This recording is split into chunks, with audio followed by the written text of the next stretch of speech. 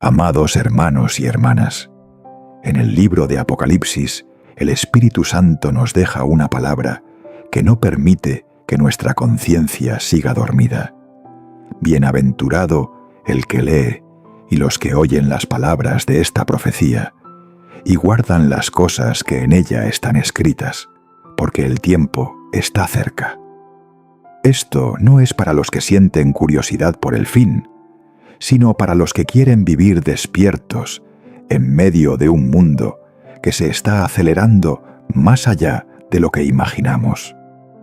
Estamos viviendo en una época en la que una sola decisión de un líder, una firma en un documento o una declaración frente a las cámaras puede estremecer los mercados, encender las calles, obligar a las alianzas militares a recalcular sus estrategias y hacer que el planeta entero reaccione como un cuerpo sacudido con violencia.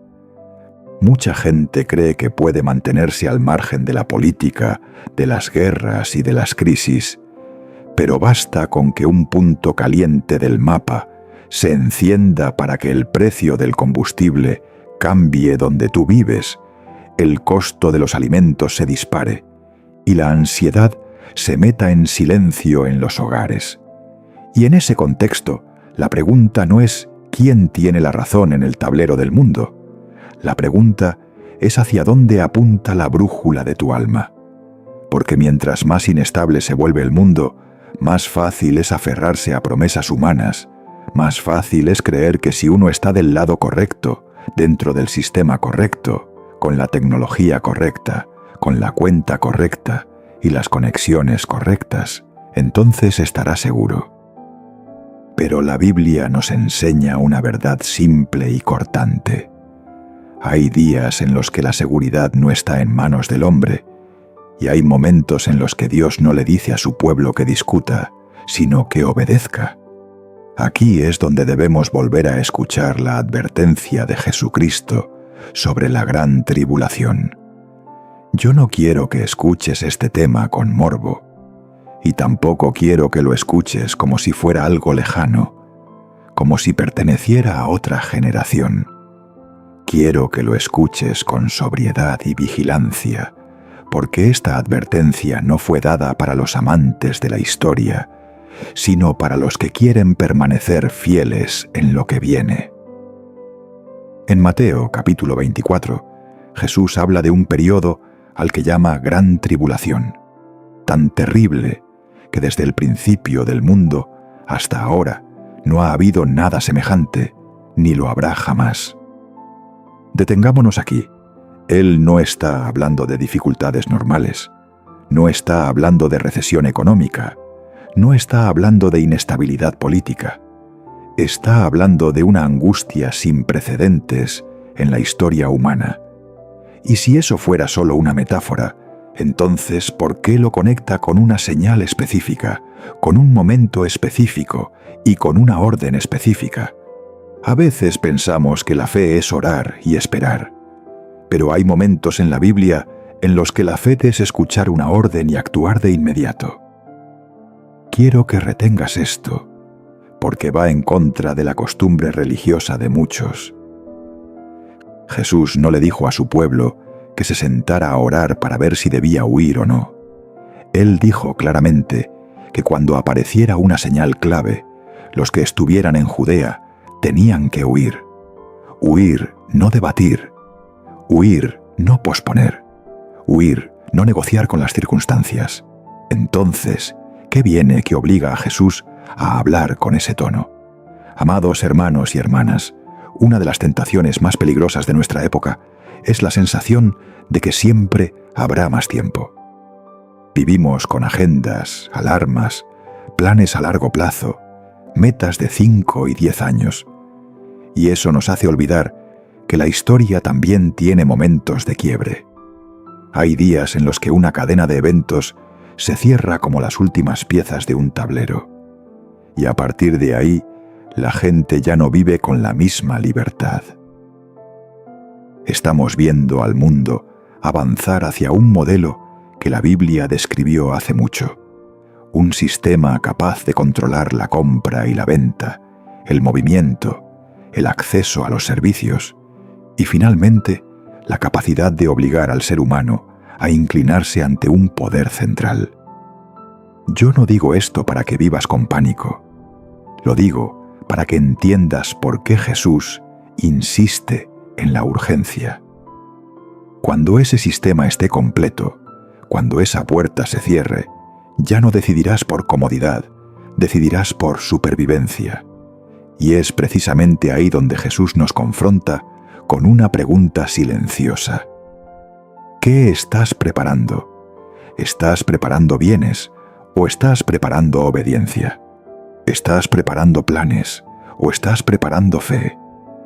Porque llegará un momento en el que lo que te sostenga no será lo que guardaste en casa, sino tu capacidad de escuchar la voz de Dios y obedecer sin demora.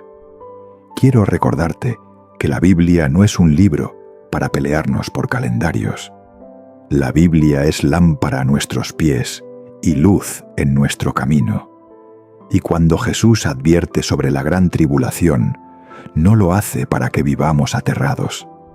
Lo hace para que no seamos sorprendidos, para que no seamos adormecidos, para que sepamos que Dios sigue reinando y que su pueblo no camina hacia la oscuridad sin una luz que lo guíe.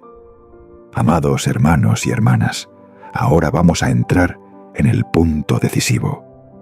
Jesús dijo que existe una señal que abre la puerta a ese período de angustia. Él la nombró directamente usando las palabras del profeta Daniel, y cuando esa señal aparezca, Él ordena huir.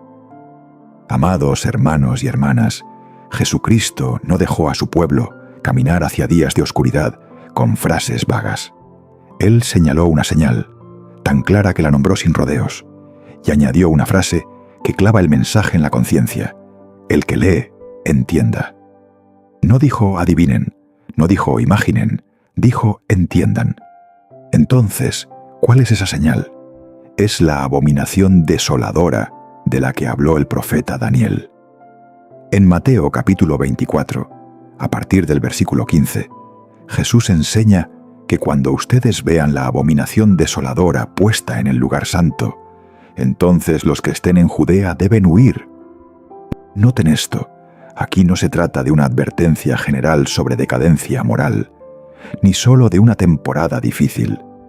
Es un hecho concreto, en un contexto concreto, ligado a un lugar concreto, y marca un giro que la Biblia presenta como una línea que ya no se puede desandar. Ahora tenemos que hacer preguntas. ¿Por qué Jesús usa la palabra abominación? ¿Por qué dice que produce desolación?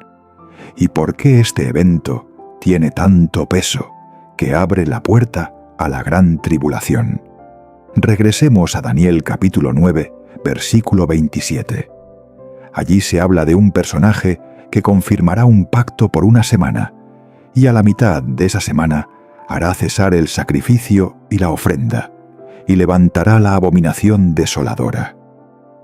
Amados hermanos y hermanas, esto no es un detalle secundario. Es un clavo en el mapa profético de la Escritura. Se establece un pacto, se interrumpe la adoración, y se instala una sustitución que ofende a Dios justamente donde debería estar su honra. Y cuando unimos esto con 2 de Tesalonicenses capítulo 2, Pablo describe al hombre de pecado, el hijo de perdición, el que se opone y se exalta sobre todo lo que se llama Dios, de tal manera que se sienta en el templo de Dios como Dios, haciéndose pasar por Dios.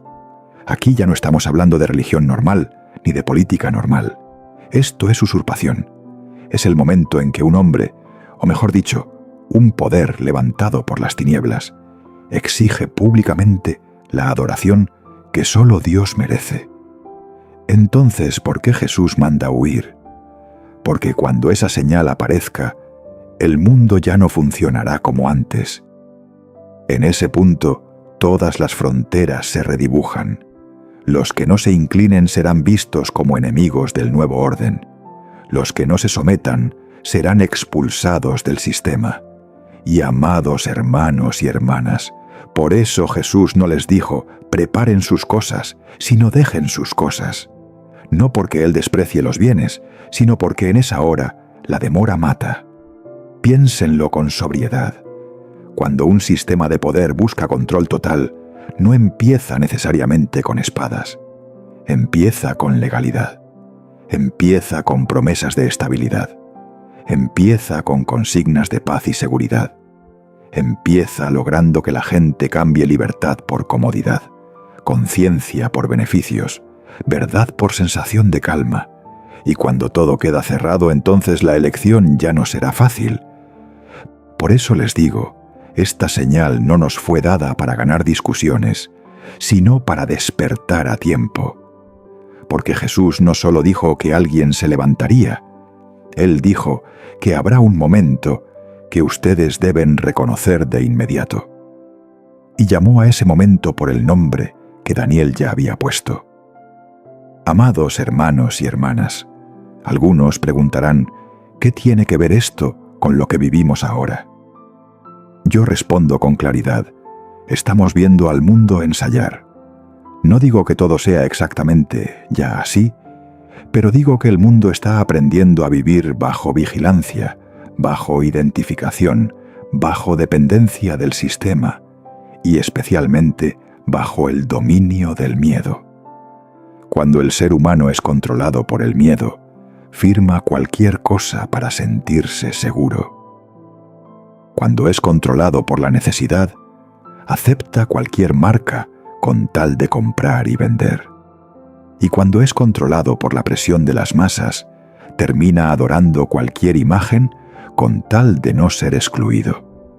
Pero el pueblo de Dios no fue llamado a dejarse arrastrar por esa corriente. Fuimos llamados a discernir, a reconocer qué es señal, qué es eco, qué es preparación y qué es la línea que al cruzarla el precio se paga con el alma. Jesús dijo, el que lee, entienda.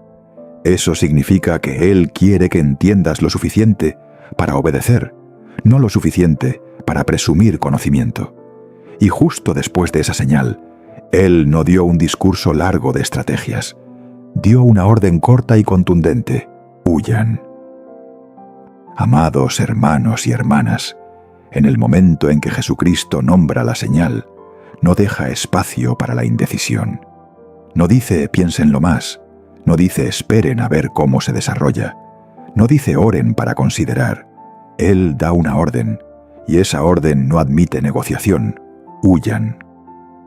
En Mateo capítulo 24, el Señor declara que cuando aparezca esa señal, los que estén en Judea deben huir a los montes. Y luego añade, el que esté en la azotea no descienda a tomar algo de su casa, y el que esté en el campo no vuelva atrás para tomar su capa.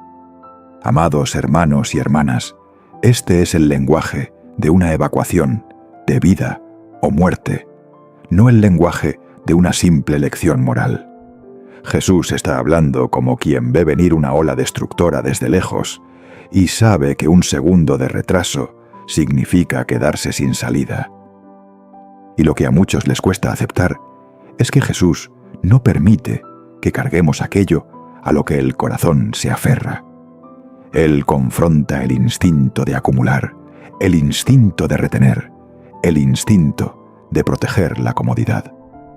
Dice, no vuelvan atrás, no entren a la casa, no regresen. Sientan el ritmo de esas frases. No es prisa emocional, es la urgencia de la verdad. Porque cuando se levanta un sistema de persecución, no te da tiempo para acomodarte. Cuando el poder de las tinieblas llega a su madurez, no te preguntas si estás listo. Cierra puertas, aprieta el cerco y obliga a la gente a decidir en medio del camino.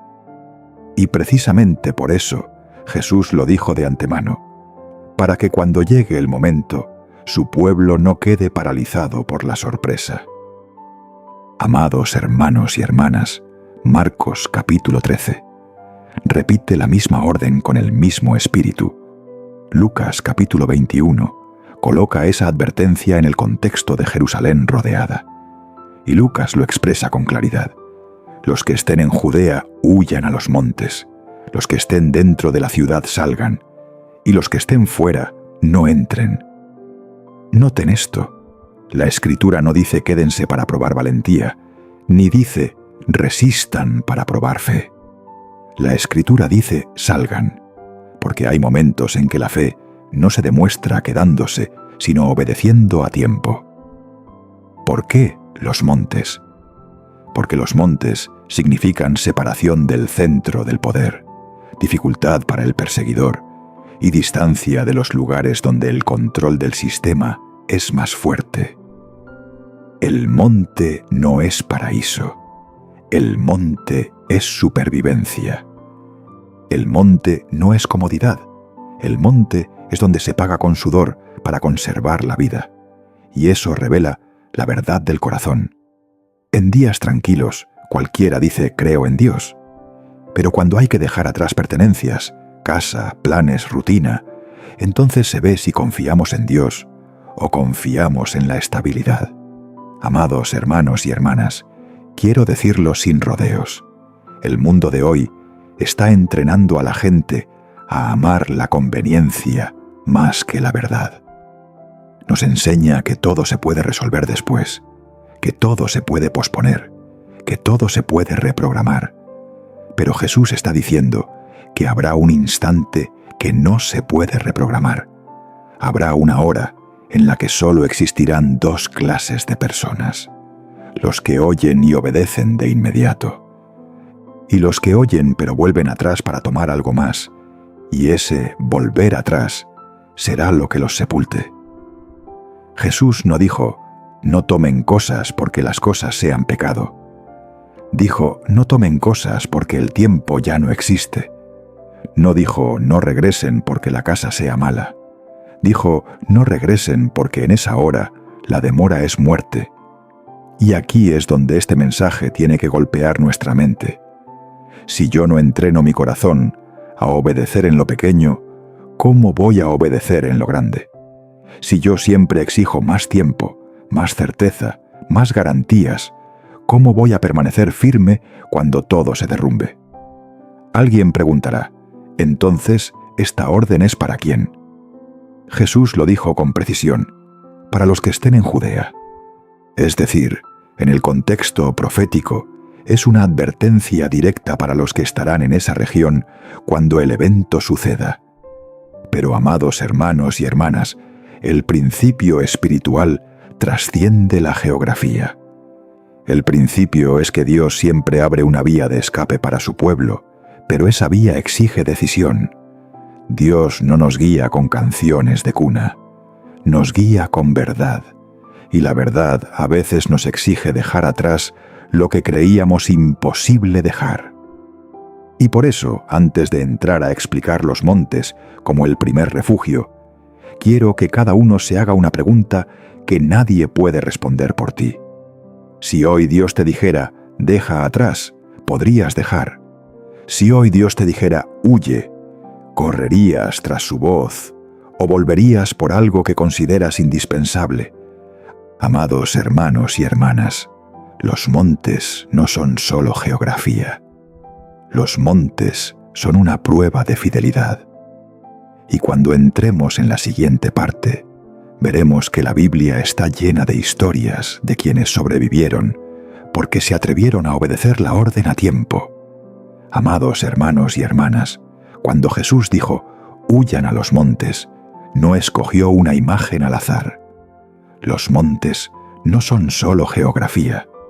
Los montes son un patrón que atraviesa toda la Escritura, un lugar que Dios ha usado una y otra vez para separar a su pueblo del centro de la destrucción, del círculo del control, del punto donde el mal se vuelve más fuerte. El monte no es un lugar al que uno va a disfrutar, es un lugar al que uno va a sobrevivir. Y en la gran tribulación, la diferencia entre sobrevivir y ser aplastado puede depender de una sola decisión: obedecer de inmediato o no. Miren la historia del pueblo de Dios. Cuando David fue perseguido por el rey Saúl, él no buscó seguridad en el palacio, ni buscó seguridad en la multitud. Él se fue a lugares fortificados, al desierto, a las regiones montañosas. La Biblia lo describe viviendo en fortalezas, en cuevas, en sitios escarpados, donde el perseguidor no podía seguirlo con facilidad. ¿Por qué? Porque cuando el poder se corrompe, el lugar más peligroso no es el más pobre, sino el más cercano al poder.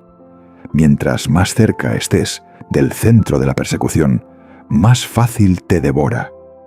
Y el monte es una manera en que Dios separa. Ahora recuerden a Lot. Cuando Sodoma y Gomorra estaban por ser destruidas, el ángel no le dijo a Lot, quédate para negociar, ni le dijo, vuelve a la casa para arreglar cosas. Lo apuró a salir y lo dirigió hacia los montes. Hay un detalle profundo, porque en el último momento Lot todavía dudó. La Escritura dice que los ángeles tuvieron que tomarlo de la mano y sacarlo. Amados hermanos y hermanas, en días de juicio, la duda no es solo un rasgo de carácter, la duda se vuelve un peligro. Y el monte en esa historia no es solo altura, es separación del territorio señalado para destrucción. Ahora llevemos ese principio a las palabras de Jesús. Él dijo que los que estén en Judea deben huir a los montes. ¿Por qué son importantes los montes alrededor de Jerusalén? Porque cuando estalle el evento, la ciudad se convertirá en el lugar que será controlado con mayor rapidez. Donde hay puertas, caminos, mercados, orden, fuerzas de seguridad y sistema, allí el cerco se cierra primero. Y cuando se cierre, ya no tendrás libertad para salir. Los montes, en cambio, son distintos. No son cómodos para la maquinaria del control. Son difíciles de dominar. Son difíciles de rastrear. No son el terreno ideal para una dominación centralizada. No son atractivos para un poder que quiere tender redes. Amados hermanos y hermanas, entiendan algo muy realista. En tiempos de caos, lo que mata a la gente no es solo la violencia, es quedar atrapado. Quedar atrapado en una ciudad cuando todas las salidas se cierran.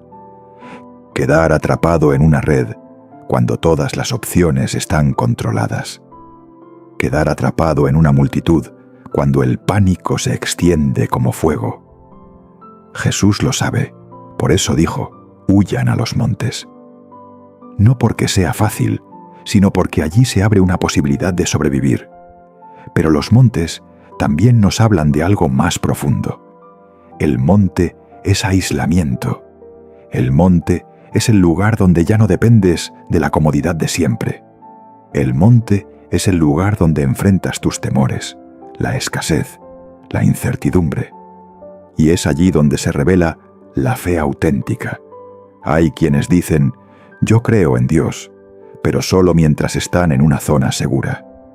Cuando son llevados al monte, donde no hay garantías humanas, donde no hay control social, donde no hay respaldo del sistema, entonces se ve de qué se están agarrando. Amados hermanos y hermanas, Jesús no dijo vayan a los montes para que vivamos como salvajes. Él lo dijo para que escapemos de lo que el mundo va a levantar, un control total. Y esto golpea el espíritu de nuestra época, porque la gente hoy cada vez odia más la incomodidad, odia la dificultad, odia tener que salir de lo familiar. Pero habrá días en los que tu vida espiritual e incluso tu vida física dependerá de si te atreves a salir de tu zona conocida.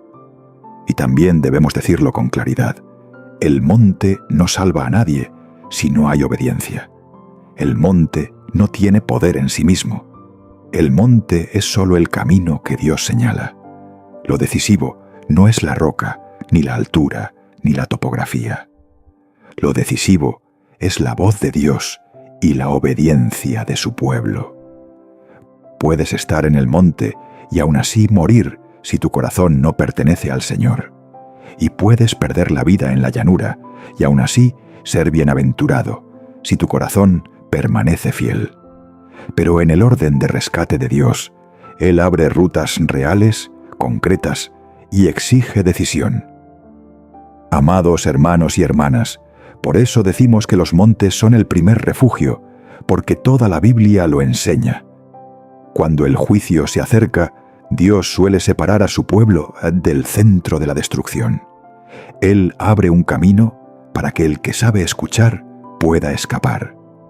Y los montes alrededor de Jerusalén muestran que la profecía no es una idea, también tiene dirección. Pero aquí surge una inquietud. Si los montes son la primera salida, entonces, ¿qué pasa con los que Dios guardará durante 3 años y medio? La Escritura habla de un lugar en el desierto preparado de antemano. Y cuando entremos en la siguiente parte, veremos que esto no es un impulso emocional, sino una cadena profética unida texto con texto, palabra con palabra y con marcas de tiempo precisas. Amados hermanos y hermanas, si los montes son la vía de escape urgente cuando la puerta se está cerrando, el desierto es la imagen de la preservación soberana cuando la tormenta ya se ha desatado. Dios no solo dice huyan para escapar. Dios también revela que existe un lugar preparado para proteger, sustentar y guardar a su pueblo durante un periodo exactamente determinado. Y cuando la Biblia habla de un tiempo marcado, entiéndanlo bien, Dios no habla con emoción. Dios habla con orden. Dios habla con plan. Dios habla con el reloj del cielo. En Apocalipsis capítulo 12 aparece una escena impresionante. La mujer, que representa al pueblo de Dios en el marco de Israel fiel, es perseguida por el dragón. Y la Escritura dice que la mujer huyó al desierto, a un lugar que Dios había preparado para ella, para que allí la sustentaran 1260 días. Luego el texto añade que a la mujer se le dieron las 2 alas de la gran águila para volar al desierto, a su lugar, donde es sustentada por un tiempo, y tiempos, y la mitad de un tiempo, lejos de la presencia de la serpiente. Amados hermanos y hermanas, quiero que se aferren a esas palabras. Había preparado. Esa es la llave de toda esta parte. Dios no se sorprende. Dios no queda a la defensiva. Él no espera a que el anticristo levante su red de persecución para recién entonces buscar cómo rescatar. Él prepara antes. Mientras el mal planea en la tierra, Dios ya ha puesto una vía de escape en su propósito eterno. Y noten otra cosa. La Biblia no dice que ellos solo se esconden desesperadamente. La Biblia dice que son sustentados. Eso significa que en el desierto, donde el ser humano cree que no se puede vivir, Dios hace que la vida continúe. En el lugar de escasez, Él provee.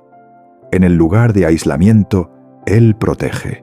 En el lugar donde el sistema del mundo difícilmente alcanza, el poder de Dios se manifiesta con mayor claridad. Amados hermanos y hermanas, el desierto ha sido el lugar donde Dios ha formado a su pueblo. Israel caminó por el desierto y allí aprendió qué es el maná, qué es el agua que sale de la roca, qué son la nube y el fuego que guían. Elías huyó al desierto y Dios usó cuervos para traerle alimento, y luego envió un ángel con pan y agua para que caminara 40 días. El desierto siempre ha sido el sitio donde el hombre se queda sin apoyos humanos para tener que apoyarse en Dios. Y en la gran tribulación, el desierto se convierte en el escenario que expone una verdad que la comodidad moderna intenta ocultar. El hombre no vive solo de pan, sino de toda palabra que sale de la boca de Dios. Entonces, ¿por qué el desierto aparece como un lugar preparado? Porque en los días más oscuros, el lugar más peligroso no siempre es donde no hay nada, sino donde hay demasiadas cosas, demasiadas dependencias, demasiadas redes, demasiados nudos. Las grandes ciudades ofrecen comodidad, pero también son las primeras en ser cerradas. El comercio te permite comprar y vender, pero también es donde más rápido te condicionan. La tecnología te conecta, pero puede convertir la conexión en cadenas. En cambio, el desierto, con toda su dureza, es un lugar donde el sistema tiene más dificultad para tender su red. Amados hermanos y hermanas, sientan este contraste. El mundo presumirá que puede garantizar seguridad mediante control. Dios garantiza seguridad mediante preservación. El mundo dirá: permanece dentro del sistema para vivir. Dios dirá: habrá momentos en los que tendrás que salir del sistema para vivir. El mundo dirá: quien te controla, te salva. Dios dice: yo soy el que te sustenta, en un lugar donde nadie puede sustentarte. Y más aún, el número 1260 días no es decorativo. Se repite en varios textos proféticos para describir 3 años y medio, un tiempo, tiempos y la mitad de un tiempo. Esto nos enseña que la gran tribulación no es un caos sin límites. Tiene límites. Está contenida bajo el gobierno de Dios. El anticristo tendrá autoridad por un periodo, pero no por la eternidad. El dragón podrá perseguir, pero no podrá cruzar la frontera que Dios estableció. Y si preguntas por qué Dios permitiría que su pueblo pase por un lugar tan duro, yo respondo: porque el desierto no es solo refugio, el desierto es purificación. En el desierto se caen las máscaras religiosas. Los que siguen a Dios por conveniencia no lo soportarán. Los que siguen a Dios por verdad permanecerán. El desierto revela quién vive realmente para Cristo y quién solo busca una versión de Dios que sirva a sus necesidades. Amados hermanos y hermanas, por eso esta parte no trata solo de un lugar, trata del carácter de Dios. Él es el Dios que prepara antes. Él es el Dios que sustenta en la escasez. Él es el Dios que pone límites al mal. Y Él es el Dios que usa el desierto para formar un pueblo fiel, que no se compra con comodidad, que no se dobla por presión, que no se apaga por miedo. Pero ahora surge la siguiente pregunta: ¿dónde está ese desierto? La Escritura sugiere alguna coordenada. ¿Y por qué tantos, al leer a Daniel y a Isaías, conectan este tema con Edom, Moab y Bosra? En la próxima parte, colocaremos cada pieza en su sitio para ver que la profecía no es niebla y que Dios no habla en oscuridad. Amados hermanos y hermanas, cuando hablamos de un desierto preparado de antemano, la mente seria tiene que hacer la siguiente pregunta: ¿la Biblia deja alguna huella sobre esa región? ¿O esto es solo una idea general de algún lugar distante? Y la respuesta es que la Biblia no nos entrega un mapa moderno, pero sí deja coordenadas mediante nombres, expresiones y frases que se repiten, como clavos proféticos fijados en la tierra de la historia. Primero, tenemos que volver a Daniel capítulo 11, versículo 41. Allí aparece un detalle muy extraño. Cuando el anticristo entra en la tierra gloriosa, es decir, en el territorio que ocupa un lugar central en el plan de Dios dentro del marco de Israel, el texto dice que hay regiones que escaparán de su mano: Edom, Moab y la parte principal de los hijos de Amón. Amados hermanos y hermanas, ¿por qué se mencionan precisamente esas 3 zonas? Si ese hombre domina amplias regiones, si devora naciones, ¿por qué hay una franja de tierra que el texto afirma que no quedará bajo su control? Aquí es donde muchos comienzan a unir piezas. Edom, Moab y Amón son nombres ligados al área al sureste de Israel, relacionados fuertemente con un territorio que hoy asociamos con Jordania. Y si Apocalipsis capítulo 12 dice que existe un lugar en el desierto preparado para sustentar al pueblo de Dios durante 1260 días, entonces la pregunta se vuelve razonable. ¿Acaso la región que Daniel describe como fuera de su mano es la misma región que Dios usa como refugio? Pero vayamos un paso más. En Isaías capítulo 63 encontramos una escena poderosa. Aparece un personaje con vestiduras teñidas y el texto pregunta de dónde viene. La respuesta es clara: viene de Edom, de Bosra. Amados hermanos y hermanas, este es el tipo de pasaje que, si se lee superficialmente, muchos lo toman como poesía. Pero si se lee como alguien que cree que la Escritura habla de realidades históricas y proféticas, se percibe que aquí hay una dirección. ¿Por qué el Mesías es descrito como viniendo de Edom, de Bosra, dentro de un contexto de juicio y liberación? En este punto, muchos estudiosos han debatido el significado de Bosra. Algunos la entienden como un lugar histórico en territorio de Edom. Otros la relacionan con regiones de roca roja y fortalezas naturales en la zona que hoy asociamos con Jordania. Y quiero hablarles con claridad. Debemos distinguir entre lo que la Biblia afirma y lo que el hombre deduce. La Biblia afirma Edom, afirma Bosra y afirma un contexto de juicio y victoria. La identificación exacta con un punto del mapa actual es una inferencia, y una inferencia puede resultar correcta o incorrecta. Pero esa inferencia no nace del aire, porque se apoya en la conexión entre textos. Por eso algunos dirigen la mirada hacia Petra, esa ciudad tallada en roca, escondida entre desfiladeros estrechos, con accesos limitados, con una defensa natural impresionante y con características que podrían sostener un refugio. El argumento es este: si un remanente tiene que ser sustentado por 3 años y medio en un lugar difícil de rastrear y difícil de controlar por un sistema global, entonces un sitio así parece encajar con la idea de un desierto preparado. Pero, amados hermanos y hermanas, yo quiero traer esto de nuevo al punto central de la palabra. Lo crucial no es ganar una discusión sobre Petra sí o Petra no. Lo crucial es que Dios puede preparar un lugar al que el anticristo no podrá llegar como él cree. Dios puede abrir una vía de escape que un sistema mundial no puede cerrar. Y eso nos enseña una lección enorme sobre la soberbia del poder. El hombre cree que si controla bancos, comercio, caminos e información, controla la vida.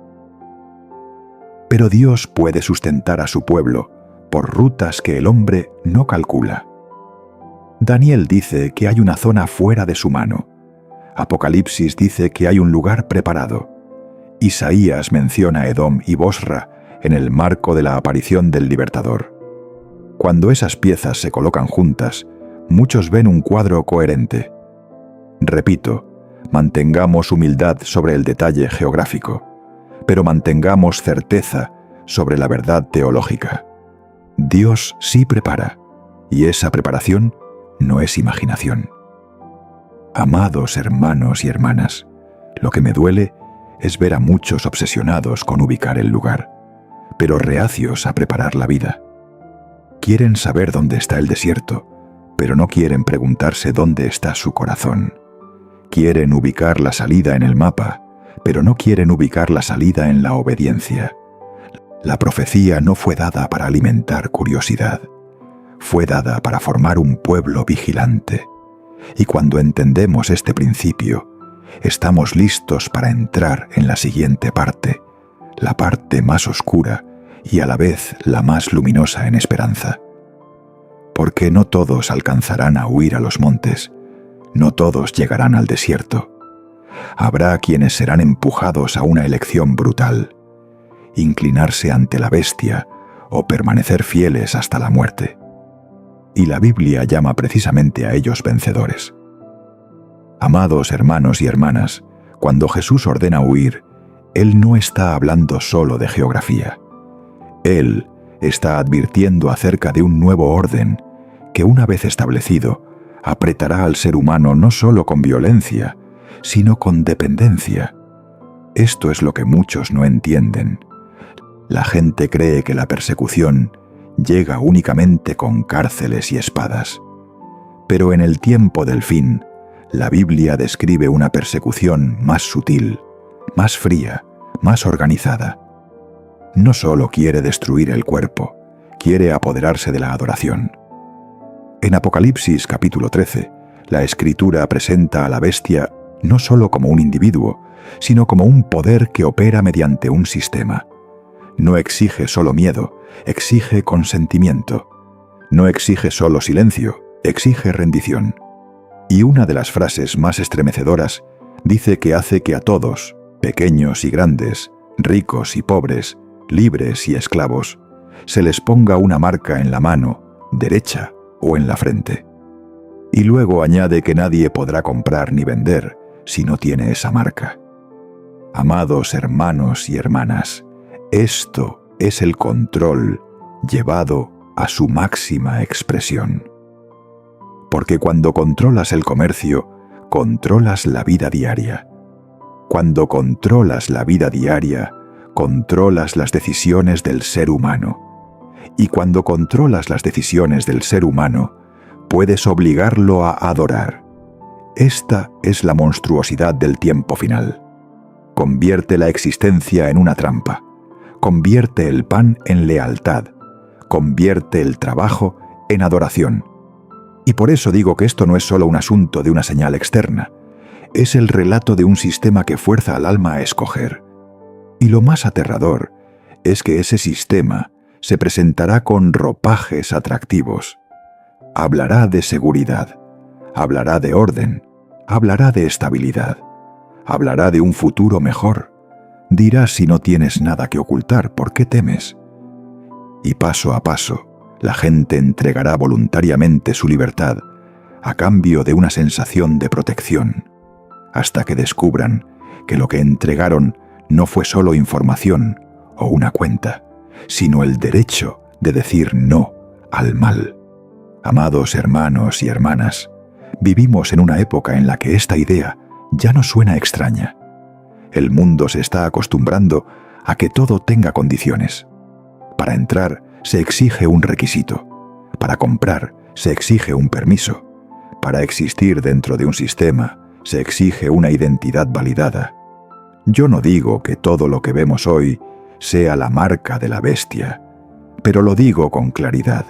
La humanidad está siendo entrenada para aceptar un tipo de vida en la que el derecho a comprar y vender y el derecho a participar en la sociedad puede ser encendido o apagado desde un centro.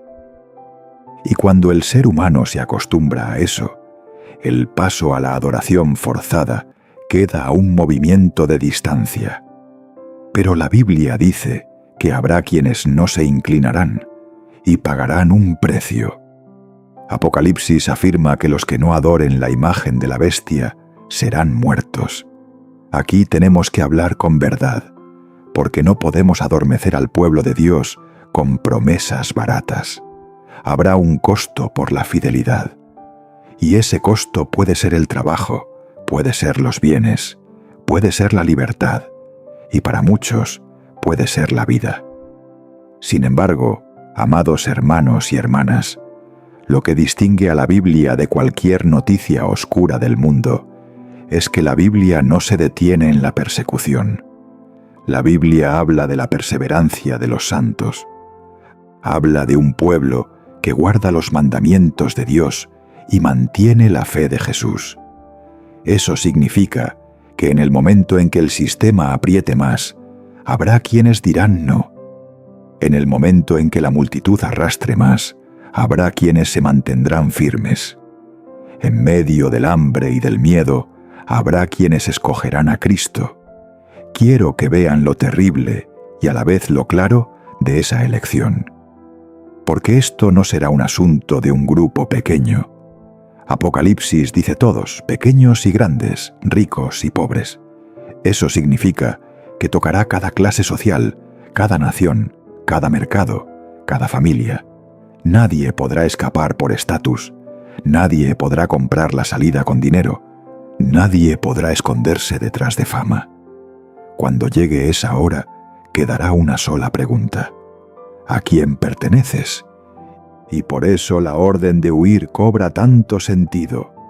Habrá quienes escapen del cerco saliendo del centro del sistema, saliendo de la zona que se cierra primero, saliendo del lugar donde la bestia tiende sus redes.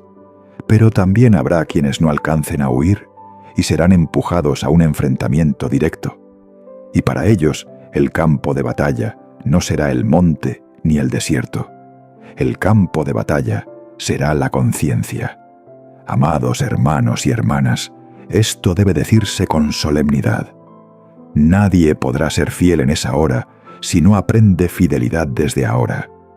Si hoy te acomodas por un poco de beneficio, por un poco de paz, por quedar bien con la gente, entonces mañana, cuando la concesión sea condición de supervivencia, ¿con qué te sostendrás? Pero si hoy aprendes a decir no al pecado, no a la mentira, no a la adoración del dinero y de la fama, entonces mañana, cuando la bestia exija adoración, tendrás una fuerza espiritual que el mundo no entiende. Y para que no caigas en desesperación, te anticipo lo que se abrirá en la siguiente parte. Habrá quienes no puedan comprar ni vender, pero no estarán abandonados. Habrá quienes sean muertos, pero no habrán perdido. Habrá quienes pierdan la vida, pero no perderán el alma, porque la Escritura los llama bienaventurados, los llama vencedores, y promete que sus obras los siguen. Amados hermanos y hermanas, esta es la parte que muchos evitan, porque toca el miedo más profundo del ser humano. La gente puede escuchar acerca de los montes, escuchar acerca del desierto, escuchar acerca de rutas de escape, y en silencio pensar que ellos serán los que alcanzarán a huir. Pero la Biblia no promete que todos alcanzarán, y si somos honestos con la palabra, debemos decir esto con solemnidad. Habrá muchos que no podrán escapar del cerco del sistema y serán empujados a una decisión sin zona gris. Apocalipsis capítulo 13 nos muestra la crueldad fría de la bestia. No solo prohíbe, obliga, no solo amenaza, castiga. Construye un mundo donde el que no tenga la marca no puede comprar ni vender. Y cuando el ser humano es estrangulado así, lo más natural será decir solo una vez: solo para vivir, solo para alimentar a mis hijos, solo para pasar esta etapa. Pero amados hermanos y hermanas, esa es la trampa del tiempo final. Convierte la vida temporal en el precio del alma eterna. Entonces, ¿qué pasa con los que se niegan? La Biblia no lo esconde. Dice con claridad que habrá quienes serán muertos por no adorar la imagen de la bestia, por no inclinarse ante el mal. Pero la Escritura hace algo que ningún libro humano puede hacer. Invierte el significado de la derrota. Llama bienaventurados a los que mueren en el Señor en ese periodo. Apocalipsis capítulo 14 habla de la perseverancia de los santos, los que guardan los mandamientos de Dios y la fe de Jesús, y luego declara: bienaventurados los muertos que de aquí en adelante mueren en el Señor. Sí, dice el Espíritu, descansarán de sus trabajos, porque sus obras con ellos siguen.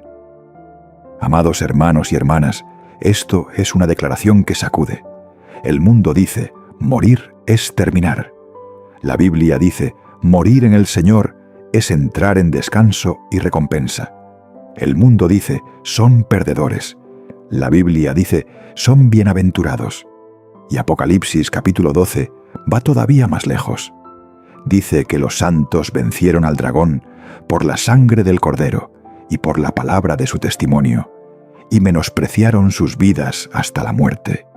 Amados hermanos y hermanas, esta frase no glorifica la muerte, glorifica la fidelidad. no llama a buscar la muerte. Dice que cuando fueron empujados contra la pared, no vendieron su alma. Vencieron no con espada, sino sin negociar con el mal. Vencieron no con poder político, sino poniendo a Cristo por encima de la vida temporal. Luego, Apocalipsis capítulo 20, pinta una escena que, si de verdad la crees, rompe el miedo. Allí se habla de los que fueron muertos por el testimonio de Jesús, los que no adoraron a la bestia ni a su imagen, y no recibieron la marca en su frente ni en su mano. Y la Escritura dice que vivieron y reinaron con Cristo 1000 años. Esto es una inversión total. El sistema los mata para callarlos, pero Dios los resucita para que reinen. El mundo los expulsa de la sociedad, pero Dios los introduce en el reino. El mundo les quita todo derecho, pero Dios les concede autoridad. Por eso llamamos a esto un refugio espiritual, no en el sentido de comodidad, sino en el sentido de certeza. En la gran tribulación habrá lugares que pueden cubrir el cuerpo, pero solo hay un lugar que protege el alma: estar en Cristo. Habrá lugares que pueden ayudarte a evitar la persecución, pero solo la fidelidad te libra del engaño. Y habrá quienes pierdan la vida, pero no perderán lo eterno. Amados hermanos y hermanas, quiero decirlo con un corazón pastoral y con firmeza. No debemos predicar un evangelio que haga creer a la gente que seguir a Cristo garantiza seguridad física. Debemos predicar un evangelio que haga entender que seguir a Cristo garantiza seguridad del alma, y que esa seguridad, si es necesario, se sella con fidelidad hasta la muerte. Jesús no prometió a todos sus discípulos que evitarían el sufrimiento. Prometió que nadie los arrebataría de su mano. Y esa promesa es más grande que cualquier promesa de comodidad. Pero cuando hablo de martirio, no lo hago para llevarte a la desesperación. Lo hago para liberarte del miedo. Porque el miedo es el arma más fuerte de la bestia. No solo amenaza con la espada, amenaza con la idea de que si no te inclinas, lo perderás todo. Pero la Biblia responde que el fiel no lo pierde todo. El fiel puede perder todo en la tierra, pero recibe todo en el cielo. Y esto es algo que debe entrar en nuestra vida desde ahora. Si vives como si esta vida fuera todo, te comprarán por cualquier precio. Pero si vives como si la eternidad fuera real, no te comprarán, aunque el precio sea alto. Por eso la Escritura los llama vencedores. Amados hermanos y hermanas, la siguiente parte nos llevará a una discusión que muchos han convertido en disputa. ¿Dónde está la Iglesia en todo esto? Hay quienes dicen que la Iglesia será arrebatada antes de todo. Otros dicen que la Iglesia pasará por estos días. Y debemos presentar esto con el espíritu de la palabra, con la sobriedad de los que temen más a Dios que a la polémica, y con el énfasis que Dr. Armando Alducín suele hacer sobre la frontera entre la gran tribulación y la ira final de Dios. Amados hermanos y hermanas, llegados a este punto, entramos en un terreno que muchos han convertido en campo de batalla. Discuten fechas, discuten el orden de los eventos, discuten posturas, y al final pierden lo que el Señor quiere de nosotros: vigilancia, obediencia y fidelidad. Yo no quiero que seamos expertos en debates y débiles en santidad. Yo quiero que seamos un pueblo que coloca la Biblia en su lugar, para que la Biblia interprete la Biblia y para que nuestras vidas queden preparadas. Tenemos que comenzar con un fundamento en Daniel capítulo 9, versículo 27. Allí se habla de la última semana, de los últimos 7 años, de un periodo con estructura, con ritmo y con marcas. No podemos leerlo como una idea nebulosa.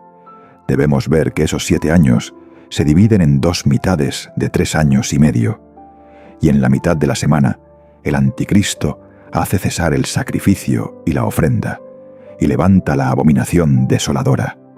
Este es el clavo, este es el punto de quiebre, esta es la línea. Y cuando colocamos ese punto junto a las palabras de Jesús en Mateo capítulo 24 y Marcos capítulo 13, vemos que el Señor no habla con ambigüedad. Él señala la abominación desoladora y luego ordena huir. Eso significa que la gran tribulación no es una tormenta inesperada. Se activa por un evento concreto, en un momento concreto, y Jesús quiere que su pueblo lo reconozca a tiempo, para obedecer a tiempo. Ahora tocamos lo que a muchos les enciende el ánimo. ¿Dónde está la Iglesia dentro de todo este cuadro? Yo lo digo con claridad. Si no distinguimos bien, caeremos en dos extremos peligrosos. Un extremo es dormir en una falsa seguridad, como si estuviéramos garantizados de no enfrentar ninguna prueba, y por eso vivimos relajados y negociando con el pecado. El otro extremo es el pánico y la desesperación, como si Dios fuera a derramar su ira sobre sus hijos, igual que sobre los impíos. Ambos extremos son errores, y ambos destruyen la vida espiritual. Debemos sostener el límite bíblico entre persecución e ira. La persecución es cuando el mundo, bajo el poder de la bestia, odia al pueblo de Dios y lo persigue. La ira es cuando Dios juzga al mundo por su pecado. La persecución es el dragón persiguiendo a la mujer en Apocalipsis capítulo 12. La ira son las copas de la ira derramadas en Apocalipsis. Si mezclamos estas dos realidades, o adormecemos al pueblo con una confianza vacía, o lo aplastamos con miedo. Por eso yo les hablo así.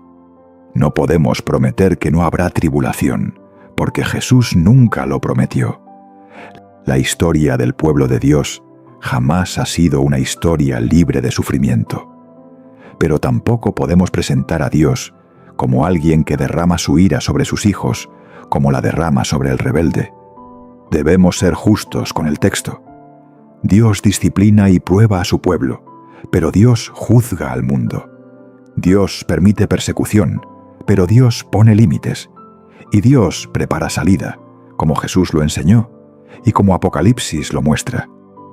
Cuando miramos Apocalipsis capítulo 12, vemos que Dios tiene un lugar preparado para el Israel fiel en el desierto, donde es sustentado 1260 días. Y cuando ponemos eso junto a Daniel capítulo 11, donde Edom, Moab y Amón aparecen como regiones que escapan de la mano del anticristo, entendemos un principio. Por más que el poder del mal se expanda, no puede cruzar la frontera que Dios estableció. Puede apretar el sistema de compra y venta, pero no puede cerrar todas las puertas que Dios abre. Puede perseguir, pero no puede tocar el lugar que Dios cubre. Quiero que aprendamos la actitud correcta aquí. Distinguimos lo que la Biblia afirma de lo que nosotros inferimos. Podemos hablar de geografía, de posibilidades, de regiones desérticas, pero no convertimos inferencias en dogmas. Yo no quiero que reemplacemos la santidad con mapas. Yo no quiero que reemplacemos la vigilancia con discusiones. La profecía no fue dada para que le ganemos a otros. Fue dada para que venzamos la negociación con el pecado dentro de nuestro propio corazón. Y aquí está lo que quiero clavar en nuestra mente. Creas lo que creas acerca del momento del arrebatamiento. Debes vivir como alguien que puede ser probado. Pienses lo que pienses sobre el orden de los eventos. Debes aprender a decir no al pecado desde ahora. Porque la bestia no vence solo con violencia. Vence con compromisos pequeños, con concesiones repetidas, con el intercambio de conciencia por comodidad. Si hoy vivimos con doblez, mañana no tendremos fuerza para mantenernos firmes. Pero si hoy caminamos rectos delante de Dios, mañana, aún bajo presión, permaneceremos de pie. Amados hermanos y hermanas, cuando guardamos bien ese límite y mantenemos el enfoque correcto, entramos en la última parte, no con pánico, sino con esperanza. El final de la historia no es la bestia, no es la marca, no es el sistema de compra y venta. El final de la historia es que Jesucristo volverá. Y cuando Él vuelva, todo poder orgulloso se desplomará, toda red de control se deshará como polvo, y los fieles, ya sea que hayan huido o hayan muerto, serán levantados por el Señor para reinar con Él. Amados hermanos y hermanas, quiero que terminemos no con miedo, sino con certeza. Porque el final de esta historia no es la bestia, no es la marca, no son los montes ni el desierto. El final de esta historia es Jesucristo. Y si fijamos los ojos solo en la oscuridad, temblaremos. Pero si fijamos los ojos en el Dios que gobierna la historia, permaneceremos firmes. Apocalipsis capítulo 19. Abre una escena que ningún poder en la tierra puede detener. El cielo se abre y aparece uno montado en un caballo blanco. Su nombre es Fiel y Verdadero. Juzga y pelea con justicia. Sus ojos son como llama de fuego, en su cabeza hay muchas coronas, y lleva un nombre que nadie conoce, sino él. Está vestido de una ropa teñida en sangre, y su nombre es el Verbo de Dios. Amados hermanos y hermanas, este es el que la bestia teme más. Este es el que ningún sistema de control puede encerrar. Este es el que hace que aun las puertas cerradas se abran delante de él. Quiero que veamos la diferencia entre la bestia y Cristo. La bestia necesita una marca para obligar a la gente a inclinarse. Jesucristo no necesita una marca, porque toda autoridad le pertenece en el cielo y en la tierra. La bestia usa la compra y la venta para controlar. Jesucristo usa la verdad para libertar. La bestia construye un reino con miedo. Jesucristo establece su reino con justicia. Y cuando Él regrese, todo engaño terminará en un instante. Amados hermanos y hermanas, hemos hablado de 3 refugios: los montes, el desierto y la fidelidad hasta la muerte como un refugio espiritual. Ahora lo digo con claridad. No son 3 caminos que llevan a 3 finales distintos. Son 3 circunstancias diferentes donde una sola cosa decide: si tú perteneces al Señor y si tú le obedeces. Los montes pueden apartarte del cerco de la ciudad. El desierto puede apartarte de la red del sistema, pero solo Cristo puede apartarte del engaño y del juicio eterno. Y si alguno tiene que caminar por la vía del martirio, su muerte no cierra la historia. Abre una puerta hacia la recompensa. Quiero hablarles con franqueza.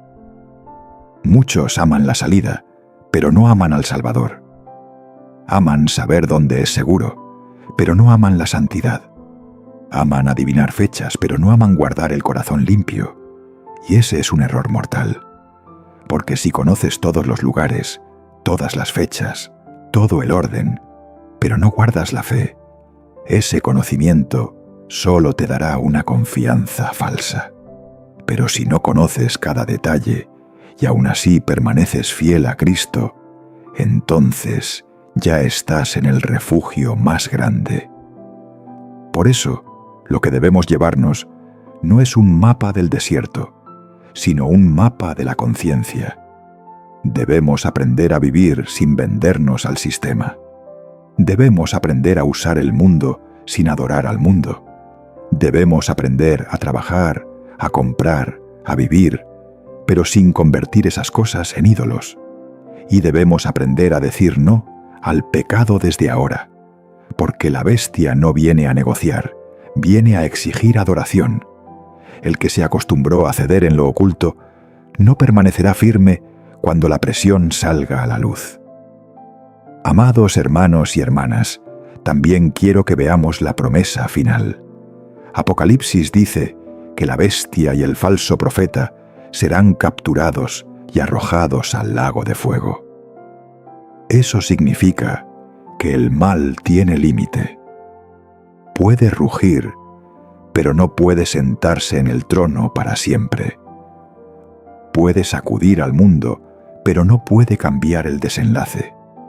Y los que pertenecen al Señor, los que no adoraron a la bestia, los que no recibieron la marca, los que no vendieron su conciencia, resucitarán y reinarán con Cristo.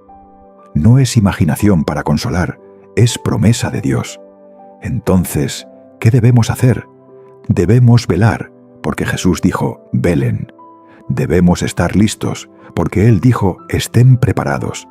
Debemos guardar nuestras vestiduras limpias, porque Apocalipsis declara bienaventurado el que vela y guarda sus ropas, para que no ande desnudo y vean su vergüenza. Debemos amar la verdad más que la comodidad, porque en los últimos días comprarán a la gente con comodidad. Debemos temer a Dios más que a los hombres, porque el sistema de la bestia vive del temor al hombre. Y por último, yo llamo a todos a volver a Cristo. Si tú no le perteneces, cualquier salida será solo temporal.